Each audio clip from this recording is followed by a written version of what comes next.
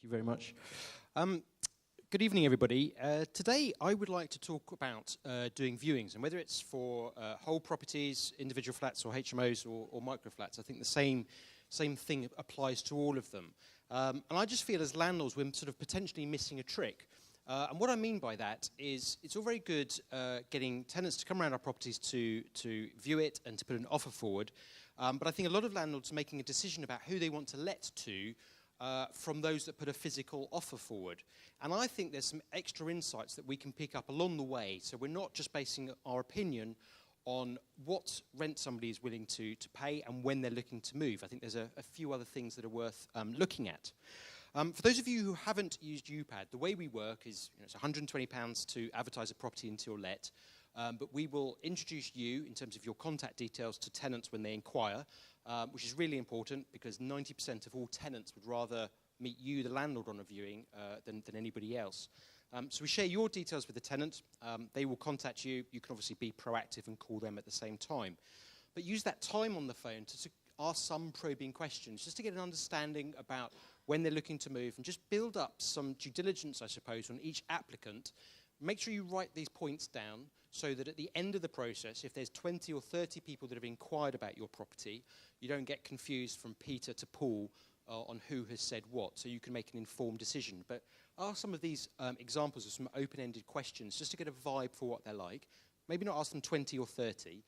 There's more information on our blog, which is at the link at the bottom of the page there. But just ask a few, just to get a vibe. And then physically on the viewing, as much as it's about the tenant coming around the property to get a vibe about the place and to see what it actually looks like, use it to get some further insights on them. If you ask a tenant what their take-home pay is, what their current rent levels are, have they lived with these other tenants previously, how they respond to those questions, sort of the confidence, and I'm of the view that everybody should know what their take-home pay is. So if they reply speedily and sort of confidently about what their take-home pay is, it's probably a truth. The moment they're sort of stuttering, you should be an alarm bell from your perspective. So use those insights and that gut feel factor when you're talking to somebody about what they can afford, how much they've paid previously. And again, scribble those notes down so at the time when 2 or 3 people put an offer forward to you, you can make an informed decision based on your gut feel. I also think it's really important to sell yourself. I mentioned earlier that 90% of all tenants would rather meet the landlord on a viewing rather than anybody else. So use that to your advantage, whether you're using Upad or anything else to advertise your property. Make sure you put in your ads that you're doing the viewings so you appeal to the majority of people.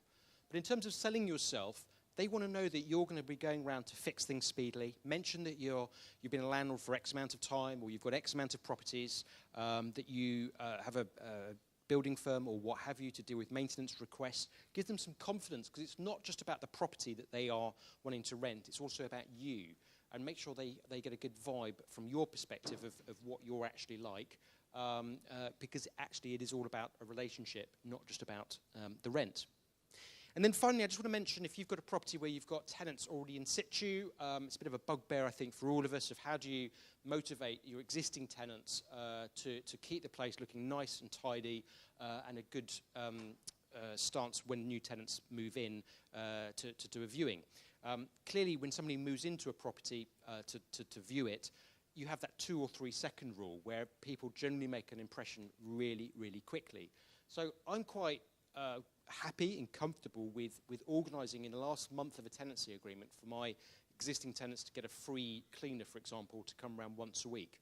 Alternatively, I might incentivise them to keep the place looking tidy or to do the viewings myself. I'm actually going away on holiday tomorrow, and there's one place I've got available at the moment where my existing tenants are happy to do the viewings for me, but I'm incentivising them to do so. They're actually incredibly tidy, and their house is tidier than my own home. Nothing to do with having 3 young kids. But I'm motivating them to act on my behalf, and actually they are going to give me the insights about what they think of people as well. So it's either a question about offering free cleaning service to make sure the place is tidy, incentivising your existing tenants, or turning up 5-10 minutes early just to give the place a bit of a tidy up and open some windows, open the curtains before doing viewings. I have happily given tenants several £100 or the last month rent free if they successfully let the place. So in the bid of me going away, if they do the viewings for me and I trust them because I've actually been there for 3 or 4 years. They've kept this place incredibly tidy. I actually value, in that case, their feedback. It's obviously not going to be the case every single time, but motivate them, reward them. It's the same like with staff. If you are looking to recruit people, if you've got your existing staff, rewarding them if they find like-minded people, it motivates them, and I don't have an issue with that. And then just finally, after viewings, it's really important to follow up.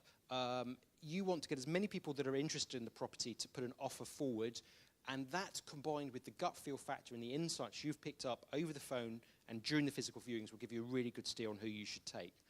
The one bit I'm just going to briefly mention is about feedback. I actually am more interested in the negative feedback about my property than anything positive. I want to always look at how can I improve things. You know, clearly I can't move the place closer to a tube station, but I'm really interested in feedback that I get to make it better next time round and to learn on how to improve things, because we're all precious with our time. So do follow up post-viewings. Don't just expect people to come back to you, and just do write down all the details so that you can remember your Paul from your Peter. Thank you very much, and I think that was all. There's more in this guide, which has got £40 off anything at Upad, whether it's a gas certificate or advertising your property. Enjoy your evening. Thank you very much.